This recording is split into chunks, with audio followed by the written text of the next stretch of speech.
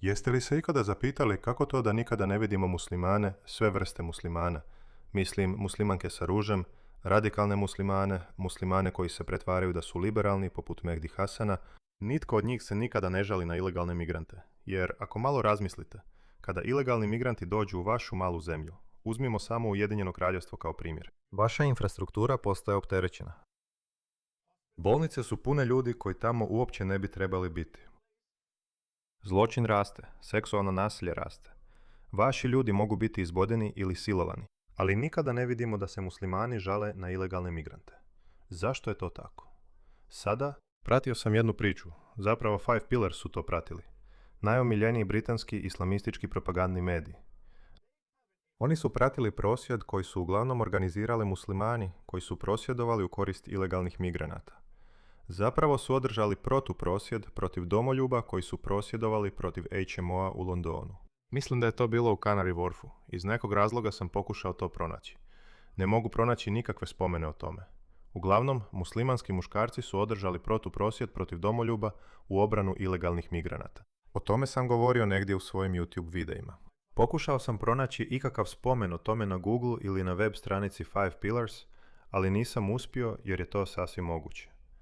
Five Pillars je poznat po tome da objavljuje gluposti pa ih onda obrišu.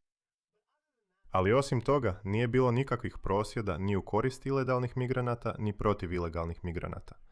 Pitanje je zašto ne? Trebao bi biti protiv ilegalnih migranata. Trebao bi biti protiv prevelikog broja čak i legalnih migranata, jer ćeš na kraju dana, ako tvoja zemlja postane prenapučena, ti platiti cijenu. Dakle, zašto misliš da ne prosvjeduju protiv ilegalnih migranata? Imam jednu teoriju.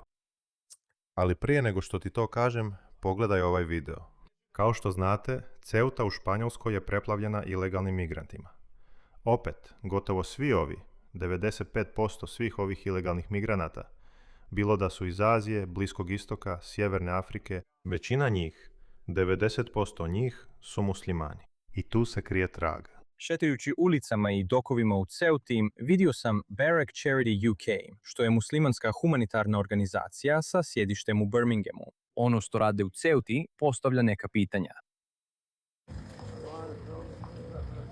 Dakle, ovi radnici i volonteri nevladinih organizacija opskrbljuju se hranom i vodom u jednom od lokalnih supermarketa u Fjodoru kako bi to odnijeli migrantima diljem enklave. Zanimljivo je da sa sobom izgleda imaju i profesionalnu filmsku ekipu. Ono što se pitam je, Dokumentiraju li samo ono što rade ili stvaraju i šire propagandu u korist takozvanih tražitelja azila?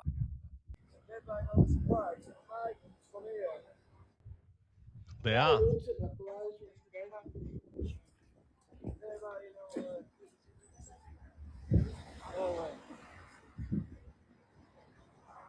mislim da je to ono što rade.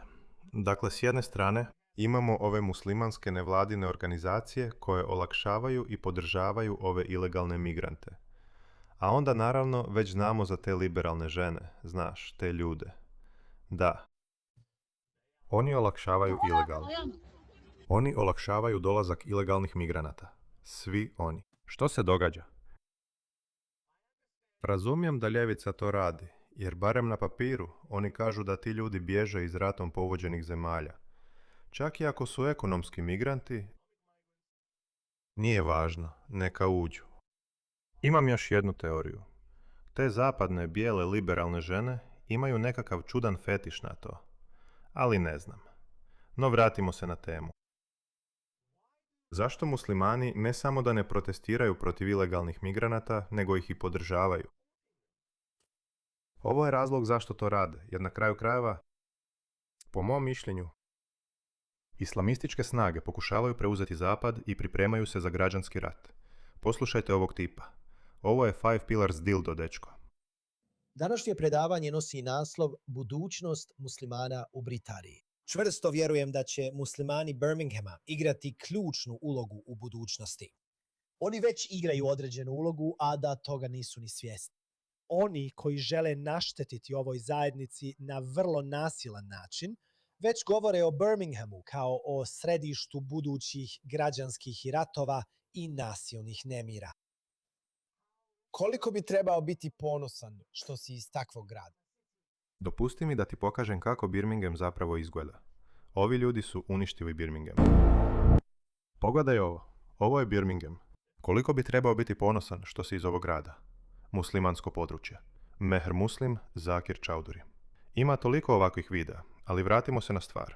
Gdje je neovisni zastupnik, a ja nisam netko tko previše hvali zastupnike. Iako ako itko od vas poznaje Didija Huseina i njegov rad, njegove stavove i njegovu politiku, znate da nisam netko tko Zašto spominje samog sebe u trećem licu? hvali političare i zastupnike.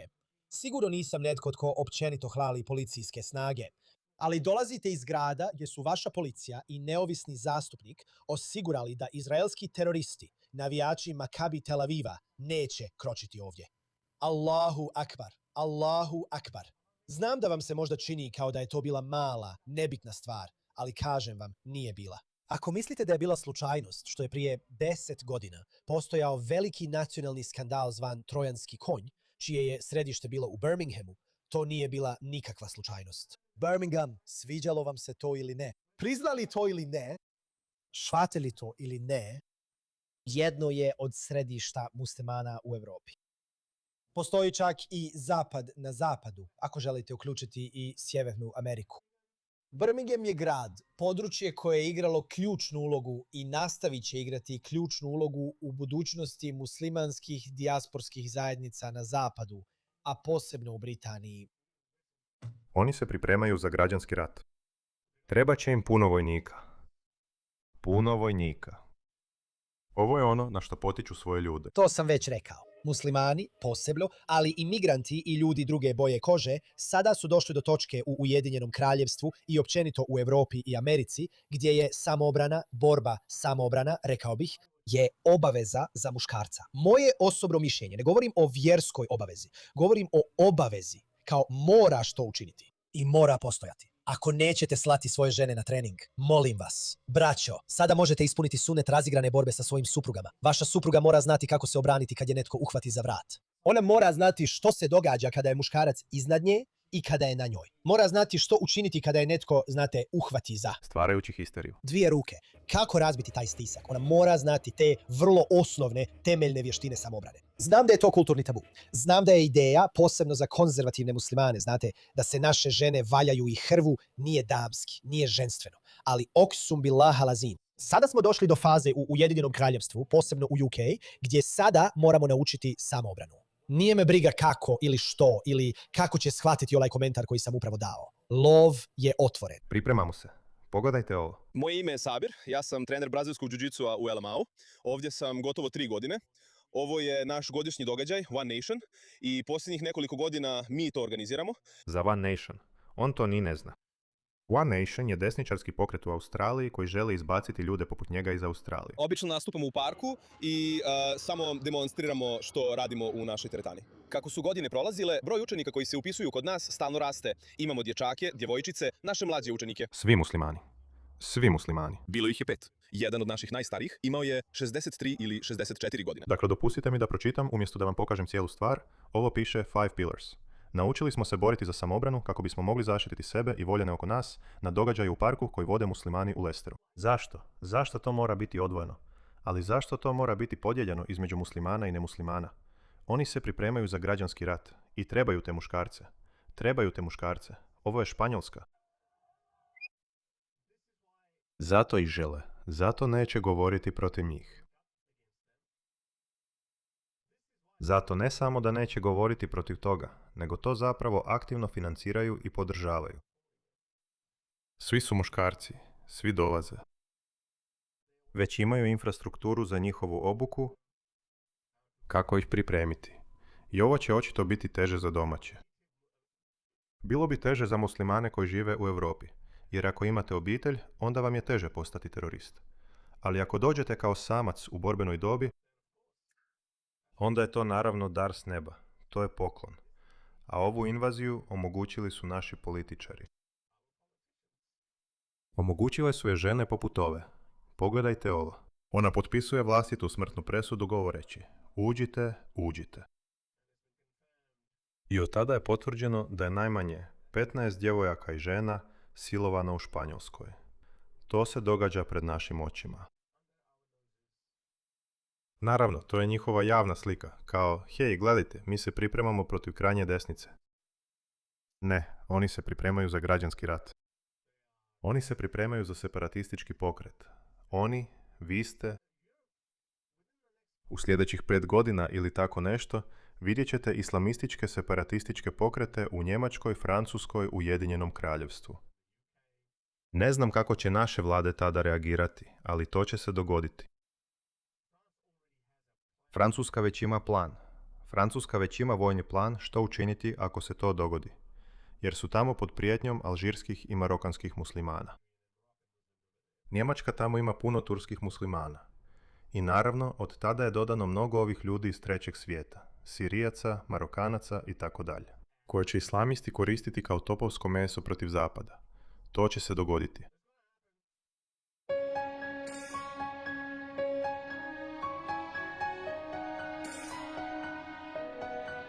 Preseli se tamo.